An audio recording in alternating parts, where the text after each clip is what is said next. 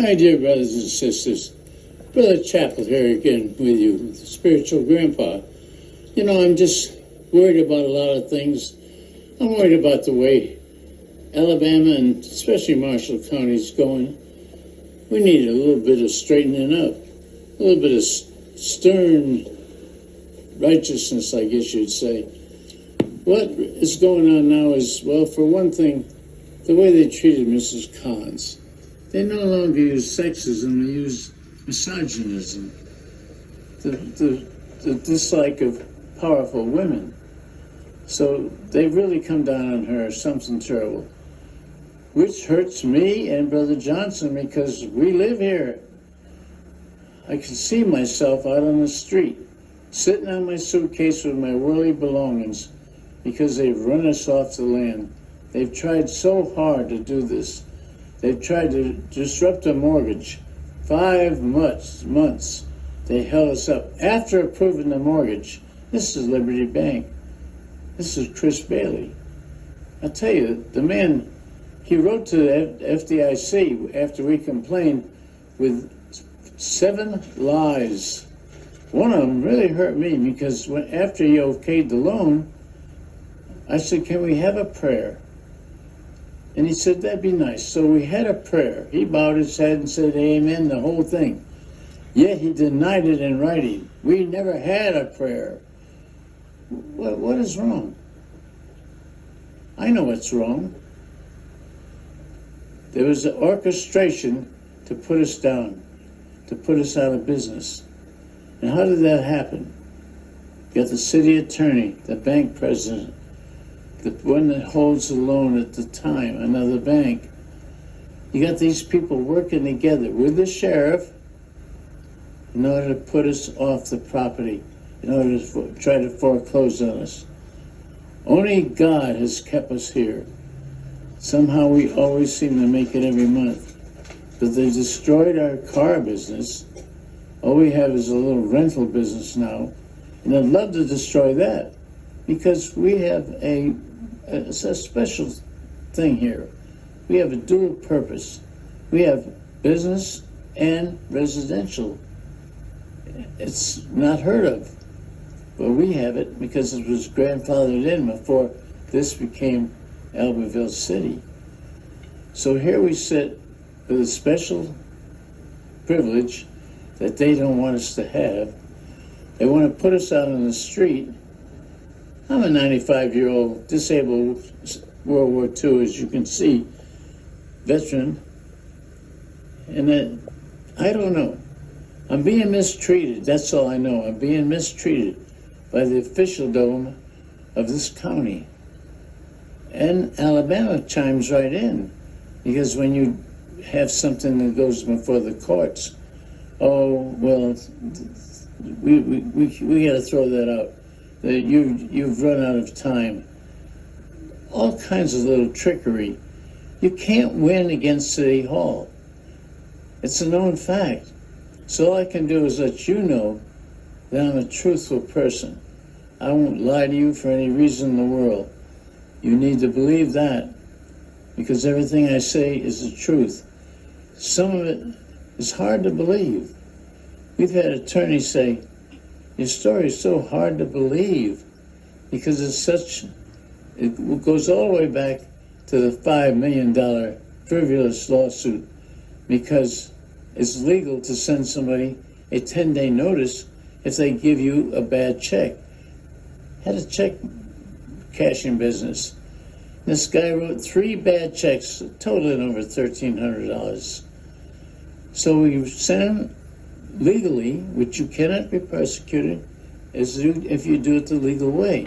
We sent him a 10-day notice. He wrote in big letters across it, refused. So on his application, it showed he worked at Charter Cable. Now this person's father was an attorney. He used that when he filled out for the check cashing deal.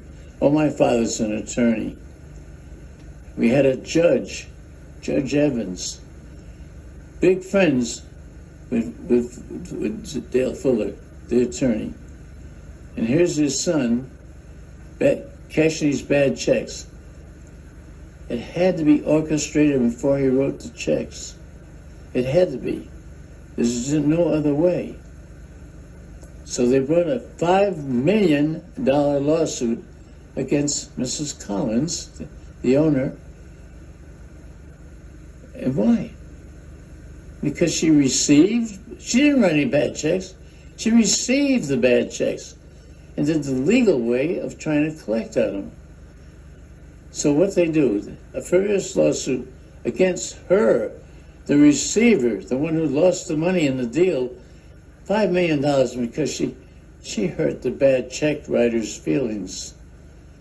So he worked at Charter Cable. Charter Cable is just as involved in this as anybody else.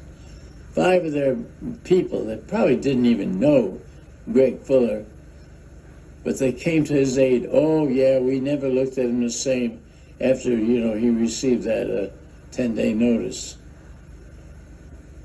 Now when you hear this story, you say, how could a jury ever go against the person that received the bad check and give money to the bad check writer? All I can say, it had to be a tampered jury. It had to be. Because they came up with a verdict of, well, not $5 million, you only owe $60,000. Well, what can you do? You pay the $60,000, you admitted you created a crime. They had to go to the Supreme Court. Very few cases are taken by the Supreme Court. I don't know what the theory is, but probably like 1 out of 1,000. They took this one. They spanked literally the judge, the jury, and the attorney for such a frivolous lawsuit that should have never gone to trial. 6 judges, all of them, came up with the same verdict. But the thing of it was, all they did was say they were wrong, Mrs. Collins was right. There was no redress. There was no money involved.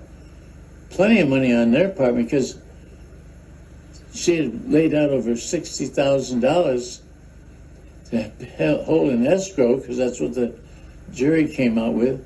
Then she had to spend $100,000 to get the $60,000 back and prove that she was right and they were wrong, which was done. This started the ball rolling, as they might say. So what's the next thing they do? The next thing they do is take her license away for 23 stores in over 5 counties. They say if you do any more business until we open you back up, you'll go to jail. They threaten her with jail. So what happens now? An attorney they have worked very hard. Why? For what reason are you closing the stores? Well, we're going to get to it. We're going to get to it. They held up the license for 9 months. They had to pay their employees because they're trying to do business the right way. 36 employees was paid every week. They lost over 3,500 customers because they went somewhere else to get their checks cashed. So then they give them their license back because there's no business. You got to start building up again. But they're not happy. So they come in and say, oh, by the way, you've got to have so much money per store. It ran $58,000, I don't know, quite a bit of money anyhow. You got to have that on hand. You got to prove that. You got to have a certified accountant give us a certified letter that you have that money on hand. So they took a second bite at the apple, you might say. They tried that. They overcame that. But by this time, the businesses were gone. They had to just close stores. So then they went into the car business. And the car business is a tough business, but they were doing it right. They were making some money. But then the authorities said, oh, we can't let them do that. They had their minions come in and do all kinds of things where actually we can prove about 40 cars have been lost, stolen, drove out of state. The finders that are on them have been taken off so you can't get them. So they put that out of business. They're not giving